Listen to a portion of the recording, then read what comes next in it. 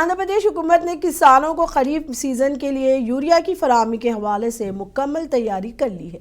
वजीर ज़राअत अच्चन नायडू के मुताबिक रियासत को इस सीज़न में 6.22 लाख मैट्रिक टन यूरिया की ज़रूरत है, जबकि हुकूमत ने पहले से ही 7.19 लाख मैट्रिक टन यूरिया ज़ख़ीरा कर रखा है। उन्होंने किसानों से अपील की है कि वो किसी किस्म की अफवाहों या झूठी खबरों पर ध्यान ना दें। रियासती वज़ीर ने यकीन दिलाया है कि यूरिया की कोई किल्लत नहीं है।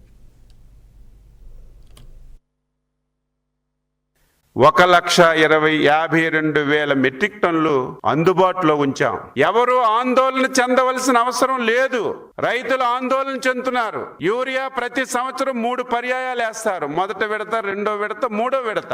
ఎప్పుడైతే ఫేక్ మీడియాలో, ఫేక్ టీవీల్లో యూరియా దొరకదని ఎప్పుడైతే క్రియేట్ చేశారో రైతులు ఆందోళన చెంది 3 పర్యాయాలకు కావలసినటువంటి యూరియా ఒకేసారి తీసుకెళ్లడానికి ప్రయత్నం చేయడం వల్ల కొన్ని దగ్గరలో ఈ సమస్యలు వచ్చాయి. దీన్ని అధిగమించడానికి జిల్లా కలెక్టర్ గారి ఆధ్వర్యంలో టీంలేసి గ్రామాలకి, సచివాలయాలకు పంపించి ఈ రోజు మేము ఎక్కడ సమస్య రాకుండా యూరియా ఇస్తుంటే దీన్ని విమర్శిస్తున్నారు.